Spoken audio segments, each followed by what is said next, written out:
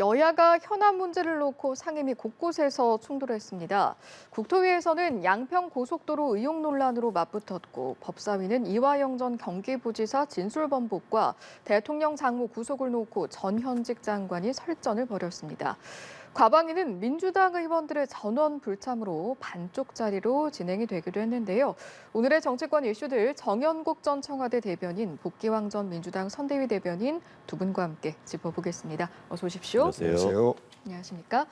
자, 관심을 모았던 국토위 이야기부터 해보도록 하겠습니다. 아마 어제 국토위 현안 질의를 통해서 국민들이 알고 싶어한 부분, 또 결론이 났으면 좋겠다라고 기대한 부분이 있었을 텐데 결국에 보면 속 시원하게 결론이 난 건 없는 것 같아요. 어떻게 보셨는지 총평 간단하게 듣고 또 하나씩 여쭤보겠습니다. 그렇습니다. 어제 국토위 차수를 변경해 가면서까지 15시간 동안 진행이 됐다고 합니다. 그렇지만 아무런 결론 없이 정쟁만 남았다고 합니다.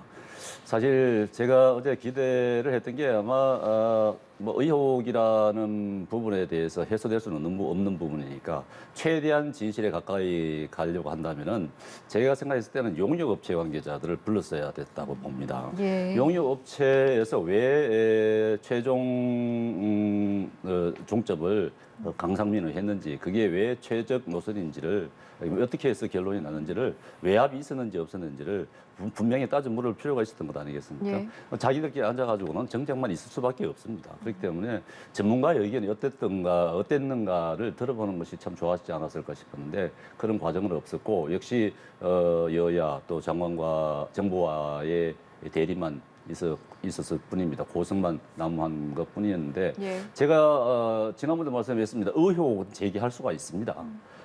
당연히 의혹 제기할 만한 부분입니다. 그렇지만 일부에서 의혹이 제기됐다 하더라도 그 다음에는 근거가 미약하다. 민주당에서도 그렇고 각종 전문가들이 들여다봤을 것 아니겠습니까? 그렇다 그러면은 의혹에 대한 근거가 미흡하다. 조사를 해봤더니 부족하다. 의혹이 의혹으로 끝날 수밖에 없겠다 싶으면은 사실 좋은 대안을 찾아가야 되는 것이 맞습니다. 그런 쪽으로 논의가 돼야 되는데 계속 정쟁만 있으니까 지금 국민들도 굉장히 좀 짜증스러운 부분이고, 예. 지금 피해를 보는 것은 양평 국민들밖에 없는 것이죠. 예. 정쟁만 남아서 아쉬웠다라는 말씀이셨습니다. 어제 정쟁으로 가득 찬 국토위를 보면서, 그리고 원희룡 장관이 애초에 대답과 그 변명이 계속해서 바뀌는 모습들을 보면서 이게 국토위 상임위 차원에서 그냥 일상적인 국회 활동 차원에서는 사실을 밝히는 것이 불가능하겠구나라는 생각을 좀 했습니다. 그래서 일단 국회에서 할 수 있는 최고 수위인 국정조사가 필요할 것이고, 국정조사에서 이러저러한 의혹들이 해소되지 않는다라고 하면 저는 특검까지도 도입을 해서 현 정부의 대통령 일가와 관련된 의혹들을 현 정부에서 풀어서 다음 정부에서 정치 보복이냐 아니냐, 이런 어떤 나쁜 그 되풀이가 되지 않도록 현 정부 내에서 이 문제를 해소시켰으면 좋겠다라는 생각을 했어요. 특히 어제 원희룡 장관의 답변 태도를 볼 때는 이것은 정말 장관으로서, 그리고 그 전에 국회의원도 했었던 그 정치인으로서 정말로 적절하지 못한 답변을 하고, 본인이 잘못된 답변을 하고도 제대로 된 사과조차도 하지 않는 그런 모습들을 반복하는 것을 보면서 정말로 우리 국민들이 답답하게 여겼을 것이다라고 느꼈고요.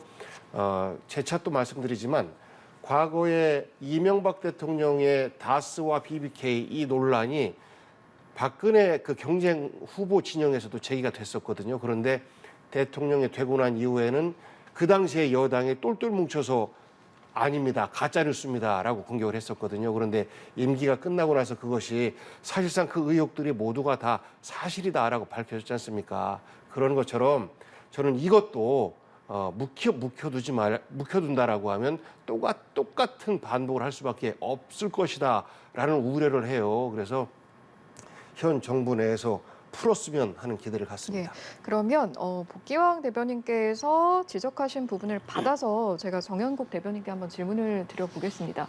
일단은 첫째로는 지금 말씀하신 국정조사가 이번 사안에 있어서 필요하겠는가, 그 필요성에 대한 부분이고요. 둘째로는 어제 원장관의 태도에 있어서 어떤 말씀해 주실 수 있을지 두 가지 질문 드리겠습니다.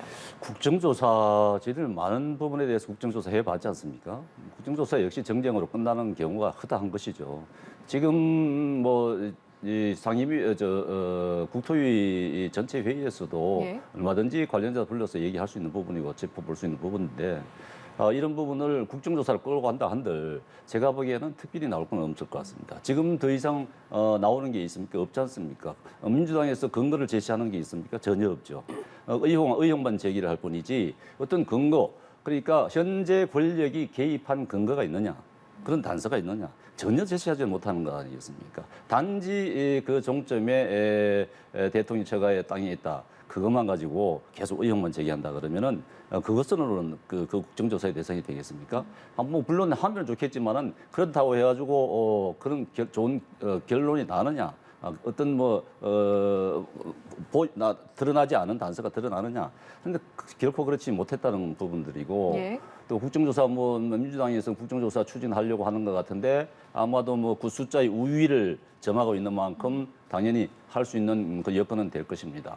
그렇지만은 제가 보기에는 국정조사 지금 현 단계에서 더 이상의 의혹 이상의 것이 나오지 않는 상황에서 민주당이 얼마든지 그걸 갖다가 그 근거를 갖다가 제시할 수 있는 부분인데 근거 전혀 제시하지 못하는 그런 상황이다 보면은 국정조사 앞으로 어떻게 진행이 될 것인지는 알 수가 없습니다만은 큰 효과를 기대하기 어렵다. 원장관 어제 답변 태도 본인으로 봤을 때는 전혀 자기는 개입하지 않았고 현재 정권이 개입하지 않았는데도 불구하고 민주당에서 계속 공세를 취하니까 이건 괴담이다. 이것은 선동에 불과하다고 본인은 확신을 하는 거죠. 그렇기 때문에 그런 질문에 대한 답변을 하는 것인데 이 부분은 사실관계가 어떤가가 중요한 것 아니겠습니까? 그리고 이 노선을 원장관은 취소하겠다고 했지만 취소할 수 있는 부분이 아닙니다. 또 그렇기 때문에 좋은 방법을 찾아가는 것이 마땅하다고 봅니다. 예. 어제 이제 국토위 현안 질의가 새벽까지 이어졌는데 정말 뜨거운 공방이 되겠다라는 생각이 사실 들었던 시점 처음부터 시작이 참 쉽지가 않았고요. 사과 공방이 오가는 그런 모습들도 보였었는데 그 시작 단계에서는 어떻게 바라보셨는지도 한번 여쭤보고 싶습니다.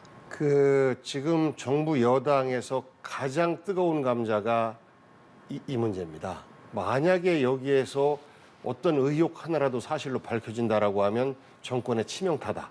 그리고 다음 총선에도 크게 영향을 받을 것이다 해서 똘똘 뭉쳐서 지금 하나로 모여서 이제 방어를 하고 있는데 우리 국민들은 다 알거든요. 그러니까 거짓 해명 속에서 이것을 4년 동안은 뭉개고 있을 수 있을지 몰라도 설령 민주당에서 다음 정권을 가져오지 못한다 해도 정권이 바뀌었을 때 다음 대통령의 정통성을 그리고 개혁성을 증명하기 위해서라도 이렇게 국민적 의혹의 큰 건에 대해서는 손을 댈 수밖에 없어요. 그래서 저는 이런 그 나쁜 정치 행태에 그 도돌이표를 찍지 말자라는 말씀을 아까부터 드렸고 그 원희룡 장관의 거짓 해명 두 가지 정도 말씀드리면 하나는 강상면으로의 종점 변경을 민주당이 주장했다라고 했잖아요. 민주당 당시 군수가 주장했다 했는데 거짓말인 게 드러났지 않습니까? 그래서 그게 아니고 IC를 만들어 달라고 했다. 그 IC 때문에 도선이 L자가 된다라고 하는데 L자가 되는 노선을 주장한 적이 없어요. 그 노선 속에서 강하면 쪽에 하나 두면 된다라는 주장만 했었는데 느닷없이 L자로 이렇게 하면서 민주당에서 마치 말도 안 되는 거짓 주장을 하는 것처럼 그동안 하다가 이것이 모두가 다 드러났지 않습니까? 사실이 아닌 것으로. 그러고 나서 이제 어제 하는 얘기는 법적으로 김건희 여사 그 일가의 땅은 개발이 불가능하다라고 주장을 했어요. 그게 이제 이소영 의원과의 공방이었었는데 마치 그분도 이제 변호사 출신이지 않습니까? 그러면서 법을 좀 똑바로 알아라라고 오히려 면박까지 줘요. 그런데 법적으로 볼 때 개발이 불가능한 땅이 아니에요. 저도 이제 시장을 하고 개발 행위를 해보고 해서 이게 한강 수계법상으로 제한되어 있는 지역이다라고 할지라도 그 이반권자인 양평 군수가 이쪽에 공동주택을 짓고 싶습니다라고 하면서 환경부에 협조 요청을 하면 환경부에서는 한강 수질이 오염되지 않는 장치들을 마련해 놓는다라는 것들이 충족되었을 때는 허가를 해줍니다. 그러면 개발이 되는 거예요. 우리 이제 한강 수계 말고 농촌 같은 경우는 일종의 지능 지역이라는 데가 있습니다. 이런 데도 마찬가지로 개발이 전혀 불가능한 것이 아니고 일정 정도 면적을 포함시키는 가운데서 농림부에서 동의를 해주면 개발이 되는 거예요. 그러니까 법적으로 개발 가능성이 얼마든지 있고 이런 것들을 잘 풀어내는 사람을 꾼이라고 이야기합니다. 부동산 개발꾼이라고 그래요. 그런데 김건희 여사의 일가들이 그런 활동들을 그동안 많이 해왔어요. 그리고 전국적으로 볼 때 굉장히 많은 토지를 갖고 있고 그 토지들마다 역주변의 가능성이라든지 개발 가능성이 있는 곳이라든지 이런 곳에 토지를 갖고 있단 말이죠. 그래서 만약 정말 우연의 일치로 노선이 그렇게 되었다라고 하면 그 부분은 국정조사나 혹은 특검을 통해서 해명을 하면 됩니다. 그런데 그런 것 없이 일방적으로 계속해서 주장을 하다가 그 주장이 거짓이고 잘못된 변명이었다라는 것이 밝혀지고 하는 것이 반복되고 있는 것이라 저는 여를 위해서도 야를 위해서도 윤석열 대통령을 위해서도 이렇게 무의미한 정치적 공방을 좀 그만하고 국정조사를 거쳐서 특검 수순으로 가는 것이 저는 모두를 위해서 바람직하지 않는가 싶습니다. 네, 현 정권의 권력이 개입이 했다 그러면 그 어마어마한 문제죠. 그러니까 민주당에서도 계속 의혹만 제기하지 마시고 근거를 제시하라 이 말입니다. 그렇게 해서는 될 게 아니고 저도 사실 이 의혹이 처음 나왔을 때 이상하다. 그럴 수도 있는 건가? 이거 상당히 큰 문제겠다. 이렇게 생각했어요. 근데 진행되는 과정을 보고 예. 자료들이 제출되는 과정을 전체를 쭉 지켜보니까 그런 사실관계가 좀 다르다. 그것은 좀 오해가 있겠다 하는 부분인데 그 의혹이 의혹으로 끝나겠다 저는 그런 생각을 할 수밖에 없었던 것이 예. 그 이 강상면으로의 종점이 처음부터 이 윤석열 정부에서 나온 게 아닙니다. 그 전부터 있었던 얘기죠. 예비 타당성 때부터 강상면에 대한 검토가 필요하다고 나왔던 것이고 이 강상면이 아닌 양서면 쪽을 종점으로 했을 때 문제의 소지가 많다고 하는 결론이 예비 타당성에서도 나왔던 것이고 그 이후에 타당성 조사에서도 이 강상면을 종점으로 하는 대안 노선의 최적지가 개발이 필요하다는 것까지 나왔습니다. 그러면 그 당시에 용역을 했던 게 그럼 그 국토부는 윤석열의 국토부인가? 문재인의 국토부였습니다. 그렇게 해서 용역이 진행됐던 것이고 그 용역 업체가 최적지로 강상면을 냈던 것이거든요. 그런 절차가 쭉 있는데 거기에 어떤 권력이 개입을 했다. 뭐 그런 의혹을 계속 제기를 하시는데 그런 근거가 없다는 거 아닙니까? 근거가 없는데 왜 자꾸 그런 의혹만 제기를 하시는지 예? 예? 그렇게 해서는 될 게 예. 아닙니다. 그러니까요. 국민적인 의혹이 나오면 그거를 국회에서는 그 의혹을 해소하기 위한 노력을 하는 것이고 그럼에도 불구하고 국정조사까지 통해서 의혹이 해소되지 않는다라고 하면 그 다음에는 수사를 하는 겁니다. 조사는 국민적인 협조를 받아서 그리고 다양한 자료를 확보해서 이러이러한 부분들이 오해가 있을 수 있으나 문제 없습니다라는 조사 결과가 나올 수 있는데 또 한편으로는 이러이러한 부분에서는 해소되지 않은 의혹이 너무나 많습니다라고 하면 그 다음에는 강제 수사를 할 수 있는 수사 단계로 넘어가는 겁니다. 그래서 지금은 저하고 대변인님하고 계속 이야기를 해도 어제 국토위에서 여야의 어떤 공방처럼 되풀이밖에 안 되고 그동안 똑같은 말을 계속해서 반복을 했어요. 우리 국민들이 굉장히 지겨울 겁니다. 그래서 저는 지금이라도 정부 여당이 당당하고 떳떳하다면 국정조사를 받고 국정조사에서조차도 해소되지 않는 의혹들이 있다라고 하면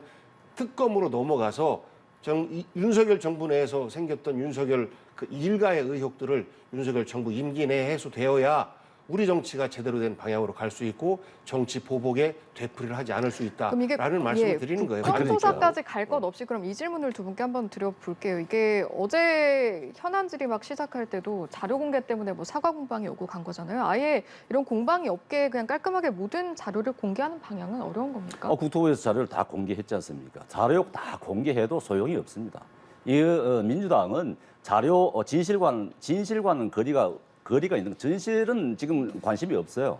자료 아무리 공개해도 그렇지 않습니까? 이거 자료 몇 장 빠졌다니까 이거 조작을 한 거다. 이거 자료를 왜곡한 거다. 뭐 여러 가지 얘기들을 하지 않습니까? 그 계속 의혹을 제기하는 거예요. 그러니까 진실하고는 전혀 관계가 없는 것입니다. 후쿠시마 오염수와 또 마찬가지예요. 그래서 오염수 그 과학자들이 다 근거를 가지고 내놔도 민주당 받아들이지 않습니다. 오로지 그냥 자기들이 주장만을 위해서 하는 것뿐이에요. 정략적 판단뿐입니다. 그게 문제인 것이에요. 그러니까 물론 근거를 가지고 과학적인 근거를 과학자들이 전문가들이 내놨다 그러면 받아들여야 되죠. 받아들일 자세가 전혀 안 돼 있다는 게 문제인 것입니다. 그러니까 반복적으로 이야기되는 것인데 국회에서 자료 요청을 할 때 부처에서 최대한 유리한 자료 이외에는 안 줍니다. 찔끔찔끔 주다가 보니까 자료가 없습니다. 라는 답변을 원희룡 장관이 한 거예요. 그런데 실무부서에서는 또 그 자료를 내놨어요. 이러니까 실수를 할 수도 있는 거죠. 그걸 실수, 갖다가 다른 의혹적인 눈으로 계속 그러니까 볼 수는 그것이 없는 것 이제 아니겠습니까? 한 번이다라고 하면 실수인데 반복적이기 때문에 그렇습니다. 경기도에 보낸 공문 또한 내용이 왔다 갔다 되고 해명이 또 궁색해지니까 바뀌고 그래요. 양평군과 국토부와의 어떤 그 공문 또한 마찬가지고 양평군과 양평군 의회의 어떤 그 공문 또한 마찬가지예요. 그래서 여러 가지 해소되지 않는 의혹들이 있다라는 겁니다. 그것을 의혹 자체가 괴담이다라고 하면 아무런 문제 제기를 하지 말아라, 입 다물어라 라는 것밖에 더 되겠습니까? 그래서 우리 국민들의 많은 분들이 절반이 넘는 분들이 이 문제가 좀 이상하다라고 느끼고 있는 거예요. 여기에 국토부에서는 자료를 찔끔찔끔 주고 정의당의 심상정 의원이 이야기한 것처럼 작은 정당 의원이 요구한 자료는 아예 안 주고 이러고 있는 겁니다. 그렇기 때문에 원희룡 장관이 국토부를 대표하는 수장이니까 질타를 받는 것이고 원희룡 장관 스스로가 나서서 이러저러한 해명을 하는데 앞뒤가 안 맞는 해명과 앞서 했던 해명이 거짓임이 드러나니까 또다시 말 바꾸기를 하고 이런 것들이 계속 반복이 되고 있기 때문에 그 부실 자료 논란도 일어나는 것이고 거짓 해명 논란도 일어나는 것이고 장관 책임론도 일어나는 것이고 세상에 어느 사업이 어느 국가 사업이 야당에서 사과하면 진행하겠습니다 라는 말이 저는 대한민국 건국 이후에 이렇게 그 야당을 멸시하고 국민을 멸시하는 장관이 있었는가? 이런 정부가 있었는가? 라는 의구심이 들 정도예요. 자, 알겠습니다. 그럼 제가 관련해서 한 가지만 더 간단하게 여쭤보고 주제 바꿔보도록 할 텐데요. 이제 어제 사실 국토 현안질에서 관심을 받았던 부분 중에 하나는 혹시 이게 재추진될 수도 있을까라는 부분이었습니다. 그리고 여기에 대해서 어제 원 장관이 발언을 한 걸 보면 민주당이 특혜 의혹과 관련된 괴담을 멈추지 않는 이상 재추진은 없다. 그리고 다만 타당한 대안을 가져오면 내일이라도 추진할 수 있다라는 입장이었거든요. 이 내용은 좀 어떻게 들으셨는지 여쭤보겠습니다. 말이 안 되는 말을 씁니다고 조금 전에 말씀드렸죠. 이런 국민적인 의혹을 괴담이다라고 표현하는 것 자체가 정말 잘못된 것이고 우리가 처음에 그 노선은 양평 군민보다는 수도권의 어떤 그 전체 이용자들을 위한 차원에서 그 고속도로가 마련이 된 것이고 그러다 보니 고속도로가 양평만 통과하지 양평 군민들에게는 혜택이 안 간다라고 해서 그 강화면 쪽에 톨게이트 하나 만들어줘야 된다라는 것이 이제 양평의 의견이었었는데 이런 타당한 이유 때문에 계획된 고속도로가 장관의 한마디에 또 야당에서 정치 공세를 한다라는 이유로 백지화된다라는 건 말이 안 돼요. 그래서 당연히 재추진되어야 되는 것이 맞고 노선에 대해서는 여야가 합의하는 전문가들로 해서 다시 또 재검토할 수 있다라고 생각합니다. 알겠습니다. 네, 오늘 원 장관이 또 양평에 가서 주민들과 대화를 나눌 것 같은데 주민들의 의견을 듣는 것 아니겠습니까? 좋은 대안을 찾아가야 된다고 봅니다. 백지화는 있을 수 없는 것이고 재추진이 돼야 되겠죠. 알겠습니다. 국토위 이야기하면서 원희룡 장관 이야기 많이 했습니다만 어제 상임위가 또 이 밖에도 여러 가지 현안 질의가 열렸었고요. 그중에 또 주목을 받았던 게 법사위였는데 전현직 법무부 장관의 설전이 있었습니다. 그 상황 어떻게 지켜보셨는지요? 이 법사위도 그렇습니다. 뭐 어떤 뚜렷한 근거를 가지고 질문을 하는 것이 아니고 그냥 말싸움만 하고 있어요. 항상 법사위 보면은 어떤 자기가 준비해온 정말 이런 질문을 통해서 진실을 밝히는 사실관계를 밝혀내는 그런 쪽의 질문이 돼야 되는 것이죠. 그래 또 진지하게 이루어져야 되는데 그런 경우를 한 번도 본 적이 없어요. 그러니까 계속 말싸움만 이루어지는 것인데 제가 볼 때는 어제 뭐 한 장관 입장에서도 굉장히 답답한 부분이 있었을 테니까 뭐 설전이 오갔던 것 같은데 뭐 제 어제 법사위에서 다뤄질 문제 가운데서 하나가 이제 이화영 부지사의 특별 접견 특별 접견 말씀하신 문제가 겁니까? 있었던 것 같은데 특별 접견 저도 특별 접견 이것도 특권입니다. 사실 특별 접견 일반인들이 할 수 없어요 거의. 일반인들 특별 접견 하려면은 민원을 해야 됩니다. 누구한테 부탁을 하고 그렇게 지금까지 그렇게 관행적으로 해왔는데 이거 국회의원들 마음대로 가서 특별 접견하고 이렇게 차별적인 예우를 받을 이유가 하나도 없는 것이죠. 그래서 정성호 의원이 지난번 이제 정진상, 김용 의원, 김용 이런 부원장 이런 부분들 만나면서 입맞춤을 하고 했던 부분이 드러나면서 이 지금 법무부가 최근에 특별 접견을 없애겠다. 정말 거동이 불편한 분들 이런 분들을 위해서 특별 접견을 하겠다. 이 특별 접견이라는 것이 서로 마주 앉아서 접견을 하는 것이거든요. 일반 접견이라면은 이제 유리창을 두고 얘기하는 것이기 때문에 특별 접견이 아무래도 좋죠. 대화도 좋고 관계도 좋고 하는데 이 특별 접견 일반인들 할 수 없는 것이거든요. 근데 국회의원들 해왔단 말이죠. 그런데 정성호 의원을 비롯한 일부 의원들이 그런 걸 이용을 했단 말이죠. 그래서 이번에 이제 최근에 한동훈 장관이 이걸 고쳤다고 해서 이번에 이제 민주당 의원들이 접견을 신청했는데 거부당했다 이렇게 얘기하지 않습니까? 이미 그 전에 이런 방침을 바꿨던 것입니다. 그렇게 시행이 되어 왔던 것입니다. 그런데 제가 보기에는 이 특별 접견의 문제가 한동훈 장관은 이 부분을 굉장히 강조를 했던 부분 그 이유가 이 이화영 부지사의 입막음을 민주당 의원들이 하고 있다 하는 데서 시작된 겁니다. 사실 제가 보기에도 이화영 부지사가 쌍방울 김성태가 북한에다가 300만 달러를 대북 비용으로 지급을 했다. 이 부분을 이재명 지사에게 보고를 했다. 검찰에 진술을 했다는 거 아닙니까? 그 발언이 나오고 난 다음부터 민주당이 일사불란하게 움직이기 시작한 것이죠. 그 이화영 부지사 측을 만난 거고 박찬대 의원이 만났다는 건 아닙니까? 거기까지 나왔는데 만나고 그리고 이화영 부지사의 부인이 탄원서를 제출하고 그리고 민주당 의원들이 검찰을 항의 방문하고 또 특별 접견을 신청하고 뭐 이런 과정들이 계속 있었단 말이죠. 그게 이제 제가 보기에도 입막음인 것 같아요. 굉장히 이화영의 입이 굉장히 두렵구나 하는 부분을 스스로 보여주고 있는 것인데 이 자체가 굉장히 위험한 부분이다. 그런 부분을 지적을 한 것 같아요. 어제 알겠습니다. 한동안에. 설전 포함해서 쟁점이 된 부분들까지 여러 말씀을 해주셔서 여기에 대한 북경 대변인의 의견도 한번 들어보겠습니다. 우선 답변에 임하는 한동훈 장관의 그 표정까지도 하나 뭐 말씀 못했었는데 비웃죠. 실실 비웃고 있지 않습니까? 그건 사실 말하는 사람 성질나게 하는 거거든요. 그래서 저런 태도를 좀 바꿔야 된다라는 말씀하고 그다음에 장모 최은순 씨에 대한 재판에 대해서 이야기하는데 갑자기 엄한 이야기를 합니다. 그러면서 민주당이 사법방해한다라고 하니까 왜 동문서답하냐. A를 물어보면 A를 얘기해야지 왜 B를 얘기하느냐라고 하는 것은 당연히 박범계 의원 입장에서는 지적할 만한 내용이고요.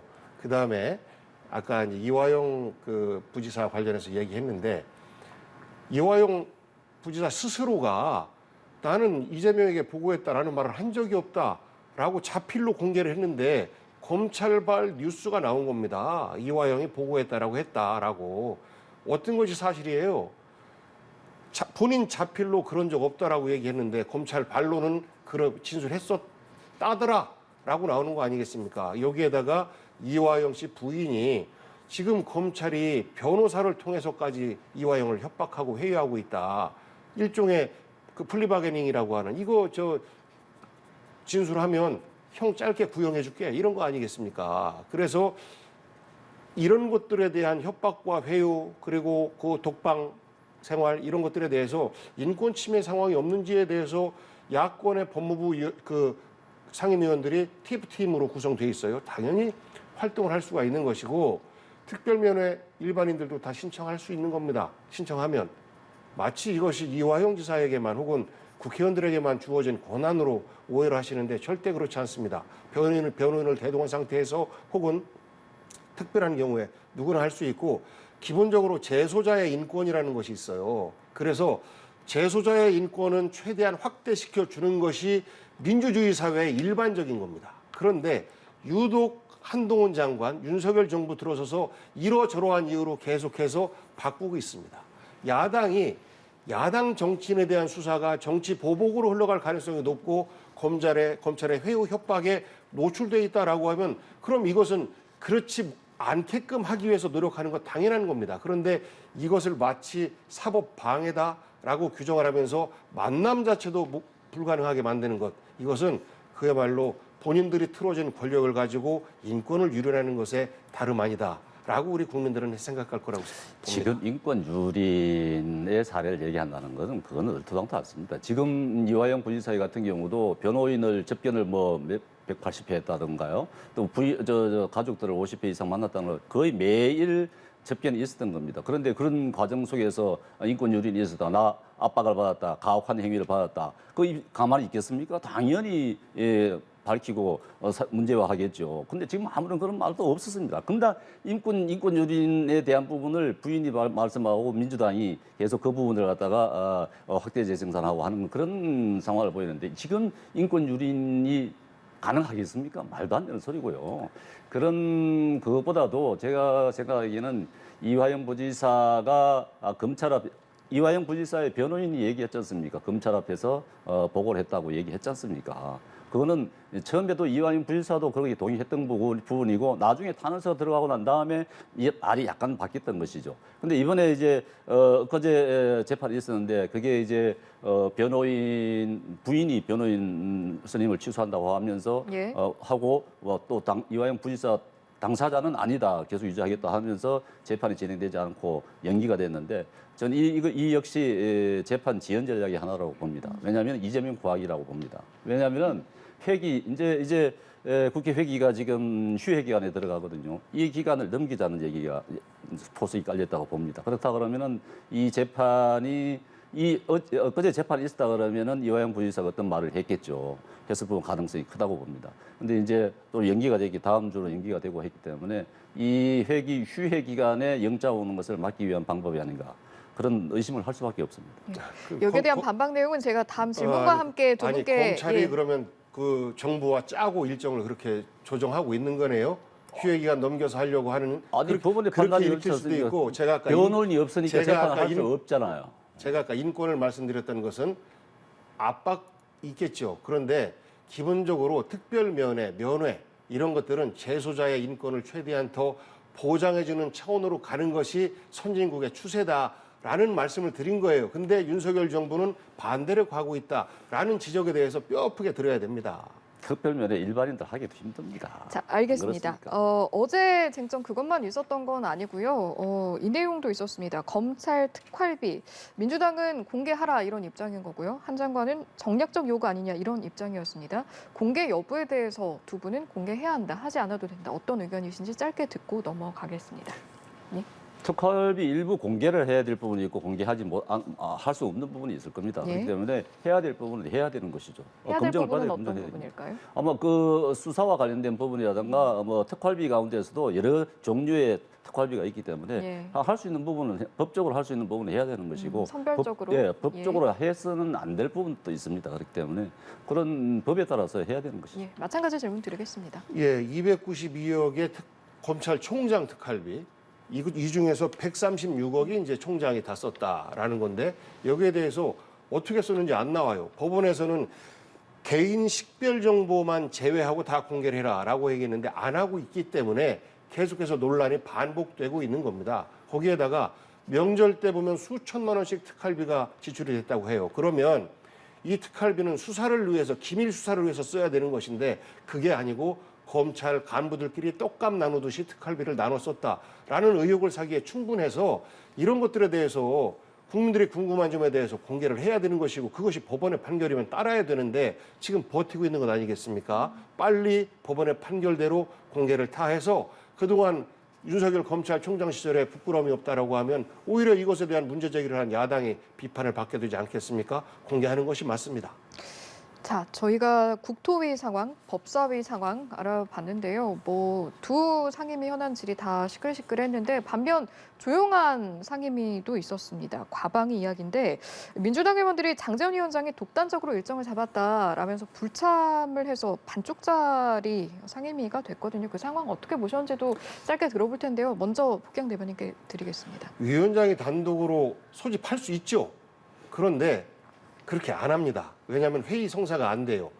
야당 간사, 교섭단체 간사들이 서로 합의를 해서 회의를 잡고 그리고 안건까지 결정을 합니다. 그 결과를 따르는 것이 이제 위원장의 역할인데 일방적으로 소집을 했어요. 거기에다가 우주청 설립이 급하니까 빨리 해야 된다. 근데 우주청 설립 법안부터 시작해서 급하게 추진했던 쪽은 민주당이었었거든요. 그런데 지난 4개월 동안 아무런 답도 없다가 갑자기 이슈 전환을 하려고 하는 것이죠.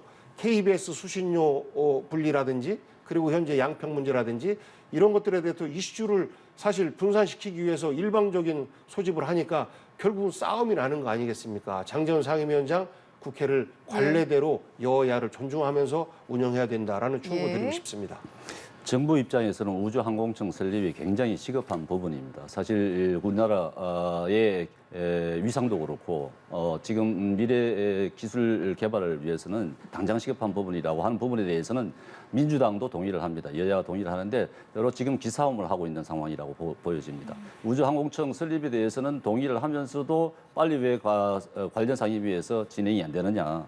이 부분은 아마도 제가 보기에는 이것도 총선과도 연관이 있다고 보입니다. 그리고 우주항공청을 어디다 두느냐 하는 부분도 관련도 있고 하기 때문에 서로의 기싸움을 하고 있는 것 같은 느낌이 있는데 이게 빨리 해소가 돼야 됩니다. 알겠습니다. 자, 상임위 이야기는 여기까지 하도록 하고요. 주제를 바꿔보겠습니다. 어제 정치권에서 주목받았던 소식 중에 하나는 홍준표 시장의 징계 수위 어느 정도가 될 것이냐였는데 이게 본이 당원권 정지 10개월이라는 중징계가 내려졌습니다. 일단 이 질문을 좀 드려봐야 할 것 같은데요.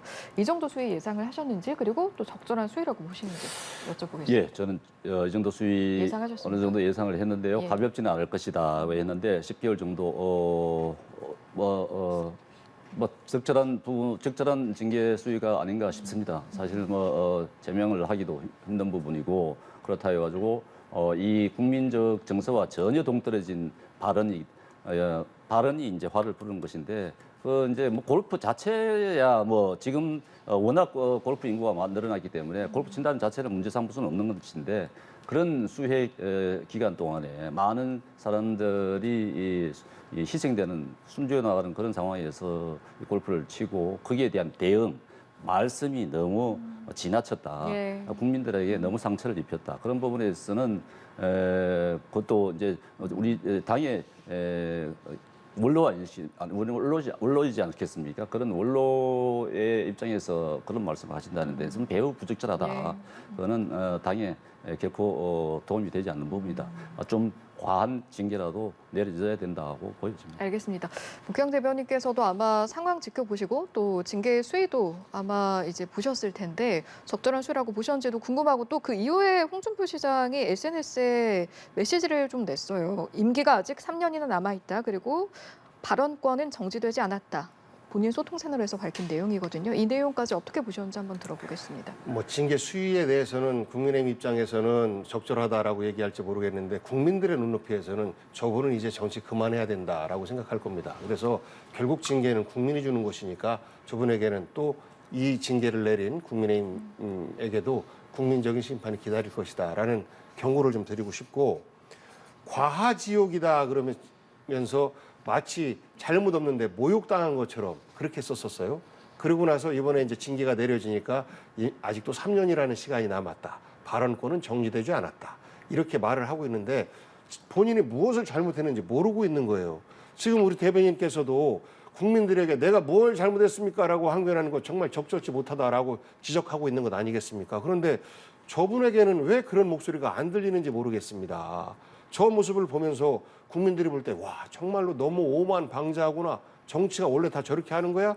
라고 걱정하지 않겠습니까? 그래서 저는 과거 저분이 성완종 리스트라고 자결하신 이제 정치인이신데 성일종 의원의 형님이시죠. 그때도 연루가 돼서 징계를 받은 적이 있어요. 그다음에 또 당내 징계 두 번째인데 이제는 국민들에게 걱정 그만 끼치고 그야말로 목민관의 한 사람으로서 정치 마무리하시는 것이 맞다라는 말씀 드리고 싶고 예. 저는 국민의힘에서 좀 더 높게 아예 출당 조치를 했으면 오히려 표를 더 많이 받지 않았을까, 박수를 받지 않았을까 싶습니다. 이게 3년이나 남았다라는 말이 나오니까 그걸 두고도 여러 가지 해석도 있고 또 그리고 대선 후보였던 그런 과거의 그런 상황이 있다 보니까 그러면 이 3년이란 게 뭘 시사하는 것인가? 앞으로의 정치적 행보라든지 뭐 총선, 대권 도전 이런 부분에 대한 해석들도 여러 가지 나오고 있습니다. 어떤 말씀 해주실 수 있을까요? 이제 이번 당원권 정지 때문에 총선은 관계없는 것이고요. 이 당원권 정지가 이제 지방자치단 국회의원이 아니고 지방자치단체장이기 때문에 본인에게는 어떻게 보면은 뭐 정치적으로 큰 영향을 받지 않을 것이라고 본인은 생각하실지 모르겠습니다만은 이 3년이 남았다는 것은 이제 대권을 말씀하시는 것이겠죠. 네. 그 기간을 말씀하시는데 그러면서 이제 발언권은 정지당하지 않았다는 말씀하시는 것은 앞으로도 계속 말씀을 하시겠다는 것인데 그 말씀이 계속 화를 불러일으키기 때문에 앞으로 좀 조심해 주시는 게 맞지 않을까 싶습니다. 알겠습니다. 자, 이 내용도 짚어볼 텐데요. 사실 징계로 치자면 관련해서 계속해서 언급되는 인물이 무소속 김남국 의원입니다. 국회 윤리특위가 오늘 또 징계 절차 논의에 들어가는데 이게 지금 보니까 문제가 되는 게 소위 결정에 대한 부분인가 봐요. 어떤 결정이 필요하다고 보시는지 북경 대변인께 먼저 여쭤보겠습니다. 소위의 활동 시간이 정해져 있지 않습니다. 그래서 이 소위에서 어느 기간 동안 활동을 할지 이제부터는 좀 궁금해지는 것이고 그다음에 이 소위에서 현재 11명의 의원들이 가상 자산에 투자를 했다라고 밝혀지고 있고 특히 권영세 장관이 상당 부분 했다. 200회 이상 투자를 했다라는 것들이 나오고 이것이 이제 장관 재임 중에도 진행됐었다라고 하면 김남국 의원이나 권영세 의원이나 무슨 차이가 있느냐라는 이야기가 지금 나오고 있거든요. 그래서 형평성 차원에서 11명 중에서 아무런 문제가 없는 예를 들어서 100만 원 정도 하면서 이 시장이 어딘지에 대해서 공부하기 위해서 해봤다라는 부분들은 사실 어느 정도 해명이 가능해요. 그런데 권영세 의원 같은 경우는 투자를 했던 것이거든요. 그래서 이런 부분과 김남국 의원의 징계 형평성 문제까지도 이 소위에서 함께 다루어지지 않을까 이렇게 전망을 해서 활동 기한이 상당히 좀 오래 걸릴 것으로 추측을 합니다. 예. 1소이냐, 2소이냐, 뭐 또 이양수 위원장 같은 경우에는 가상화폐 거래 신고를 하기도 했고, 그래서 여러 가지가 좀 고려가 돼야 될 것으로 보이는 것 같던데요. 이 김남국 의원과 예. 권영세 장관을 비교하는 것은 그것은 너무 과합니다.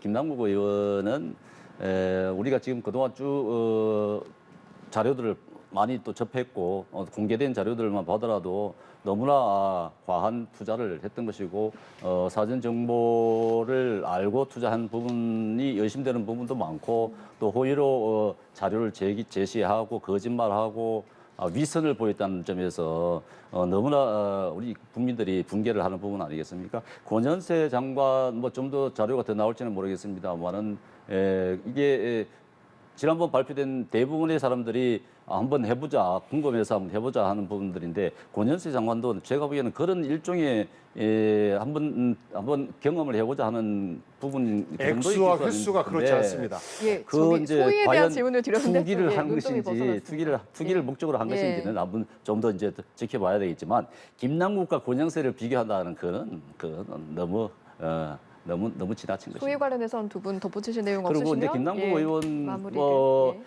민주당이 워낙 이제 본회의 어차피 뭐 제명 결정 난다 하더라도 본회의에서 이제 처리가 돼야 되는데 민주당에서 처리하겠습니까? 그렇지 않을 것이라고 봅니다. 자, 알겠습니다. 뭐 덧붙이실 내용이 있으시면 한마디 정도 들을 수 있을 것 같습니다. 결국은 윤리특위가 최종적으로 현재 올라와 있는 징계안에 올라와 있는 의원들까지 함께 처리를 해야 된다라는 방향으로 정리할 것으로 보고 그 가운데서 이제 소위도 1소, 2소위가 부분적으로 나눠지지 않을까 싶습니다. 알겠습니다. 여기까지 듣고 마무리하겠습니다. 오늘 두 분 말씀 고맙습니다.